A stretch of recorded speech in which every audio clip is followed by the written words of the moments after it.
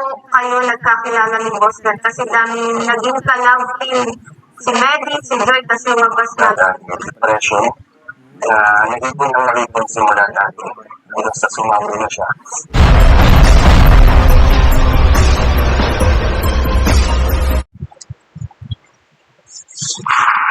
Alright, so bago po ako magsimula sa gagawin kong reaction dito sa upload ko na to, lilinawin ko lang po. Kung naiko-content ko man po yung mga nakikita nyo dito sa channel ko, yun po ay hindi para palalain yung sitwasyon. Okay? Kumbaga, bago ko naman siya na-reactionan, diba, marami na tayong narinig ng iba't ibang opinion. Mga pa-supporters, mga pa-viewers, and mga pa-vloggers. Okay? So, narinig nyo na yung mga kwento nila. I'm just sharing also my story. Okay?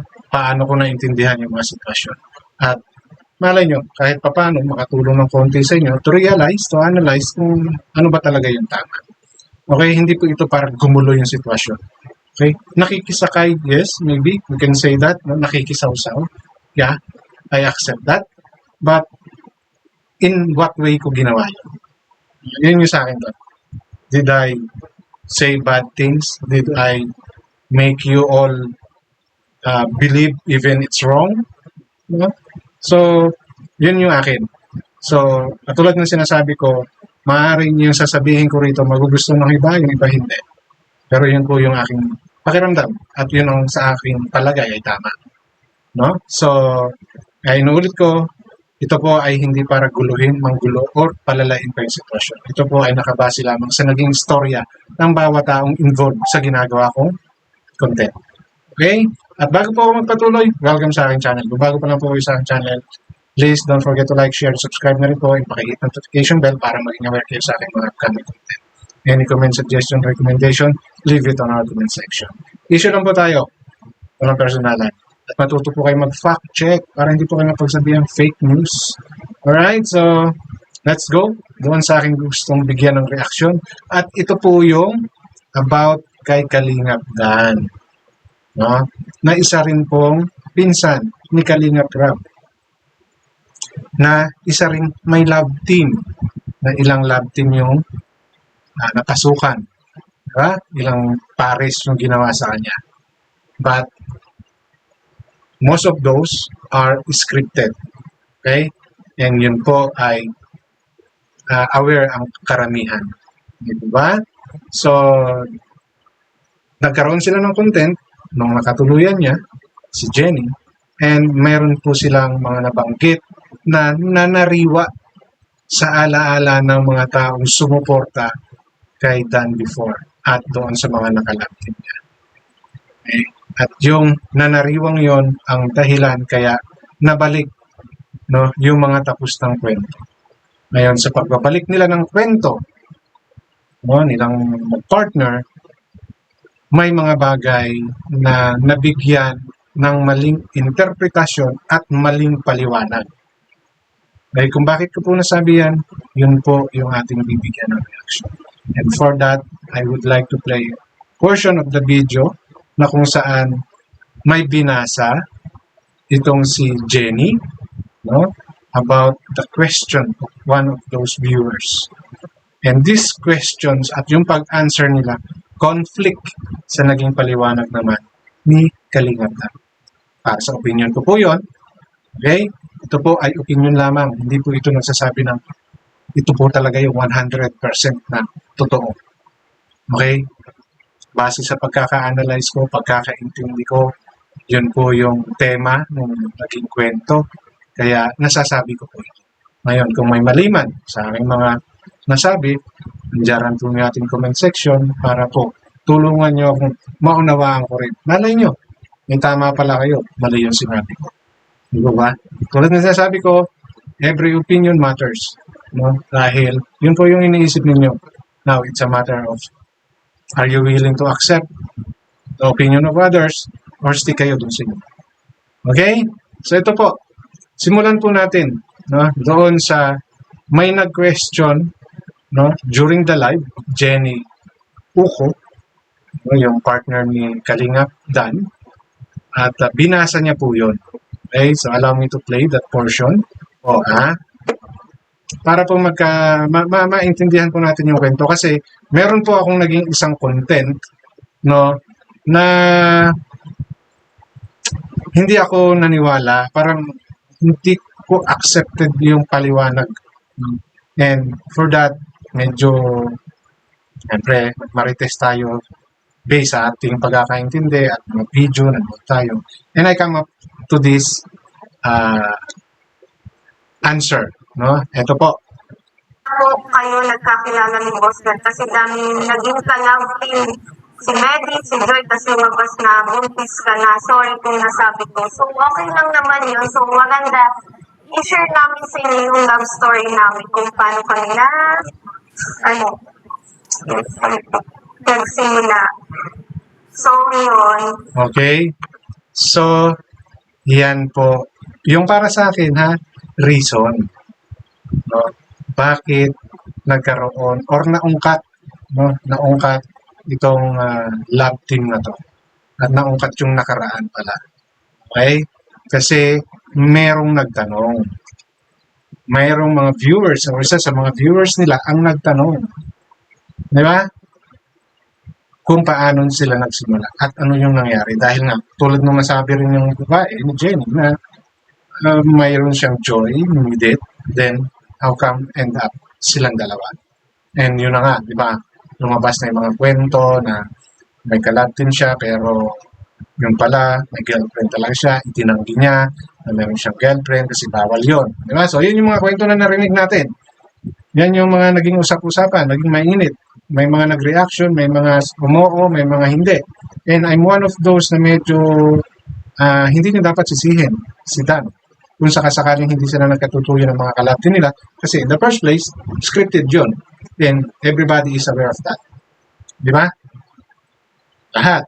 Dahil hindi naman lalabas ang ganyang kwento kung hindi totoo. So for me, that one, you cannot blame Dan. No? Dahil from the beginning, alam na po ng karamihan na sa community na si Dan or yung Dan Joy or kung ano man na nakalab team niya ay scripted lang. Di ba?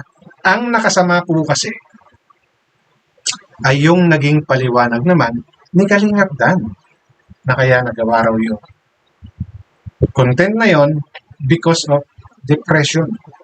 Hindi ko po inaalis, no, na maaring may ganon, no? Maaring may ganong nararamdaman si Jenny. But they should have, di ba? Visited doctor, di ba? Para mapayuhan, mabigyan ng kung kailangan man ng gamot, no? To prevent her depression para mag-prosper pa, di ba? You seek doctor, di po ba? Para sa akin, kasi depression is hindi, yes, iba-iba. Iba-iba yung way ng pagkukob ng tao ng depression. Diba? Iba-iba yung pamamaraan. But kung atin pong titignan yung kwento, yung istorya nito, kung babalikan po natin yung live nila na yan, ay yung content nila na yan, diba? Obviously, sumasagot po sila doon sa katanungan ng viewers o ng commenter. Diba? Kaya nila naikwento yung buong istorya ng kanilang pag-iibigan. Di ba? Diyan po ba sa content na yan, na-mention na pa ba nila na is it because of depression or nagawa nilang ikwento yun because this is way of para mailabas ni Jenny yung nararamdaman niya? Kasi ito po yung naging sagot naman, no, ni Kalingap Dan with regards to that explanation, no?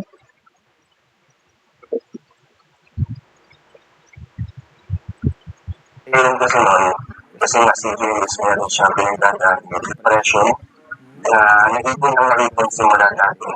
basta sumama na siya. And isa yun sa naging way para mapakalma siya. Dahil magkaroon siya ng peace of mind. So kaya hindi na nga sinabi namin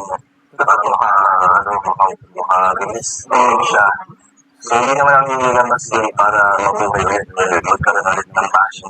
Siyempre lalo na sa amin kami ng passion. Pero parang kayo yun lang. Pero yun nga, kasi gusto ko lang din parang this time, si Jenny naman yung paglalaman ko, pagtatanggol ko yung sa side niya. So, yun po yung naging explanation ni Kalingap Man. No? Unang-una po, paano niya po na-diagnose na siya may depression? So, which means, consult a doctor. Di po ba? Most likely, di ba, magkakaroon ka ng idea. Nung nagkaroon ka ng idea, you will seek advice to a professional. Di ba? So, from that point, there are several steps to comfort or to conquer that depression. Diba, hindi lang naman yung pagsasapubliko eh. Di ba? Kasi katulad niya, ginawa ninyo. Dahil sinasabi mo, depression yung cause, kaya sinapubliko ninyo. So ngayon, parang dumami pa lalo yung magiging cause ng depression ni Jenny. If ever po na talagang depression yon. And if ever, that is the real cause. Di po ba? Yun lang po yung sa akin doon hindi po sa kung ano man no, na iniisip ninyo kay Jenny at kay Dan. Kasi nga ngayon lumalabas, it's for the content. Tapos may ganito pa tayong maririnig, no? May ganito pa tayong makikita na kumbaga sumasalungat sa kung ano yung nasasabi ngayon nila. Hindi po ako expert pagdating po sa kung sino may depression o wala, kung ano yung better medicine for depressed people, no? Hindi po.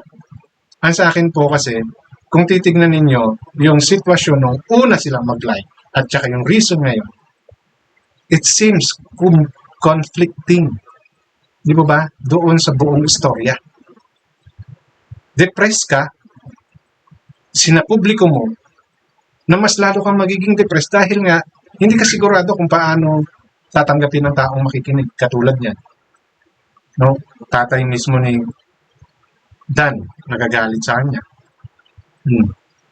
Ngayon, nababalikan din si Jenny. So, di ba parang mas nag-invite ka ng pressure, negative thoughts, negative energy para ma-depress ka lalo, di ba? So, why not stick to that statement doon sa nauna ninyong video na ang all purpose nyo lang doon is for everybody to know. Di ba? Ngayon, parang ang lumalabas, okay, mukhang content lang to. Hindi po maalis yan, no? Hindi ko po sinasabing yun yung inyong intention. But the way na tumakbo yung istorya, parang may conflict. No? And katulad ng inuulit ko po, maaaring iba-iba tayo ng way ng pag-cope ng depression. But ang unang tanong dyan, paano nyo na-determine na depress siya? No? Hindi naman po kayo pare-parehong expert. So, nagkaroon po kayo ng pagkonsulta sa mga eksperto. Di po ba? Mayroon po kasi ako, pwede ko sabihin, depressed ako. Di ba? Ano yung naging basehan ko? Kayong mga nanonood dyan, pwede nyo masabi na depressed kayo. Di ba? But you need second opinion or opinion coming from the expert. Di ba? And do you think the expert will tell you na, sige, siguro mas maganda sabihin mo yung totoo in public. Di ba? Ayun opinion ko po, no? Ganun ko po naintindihan yung sitwasyon. Okay?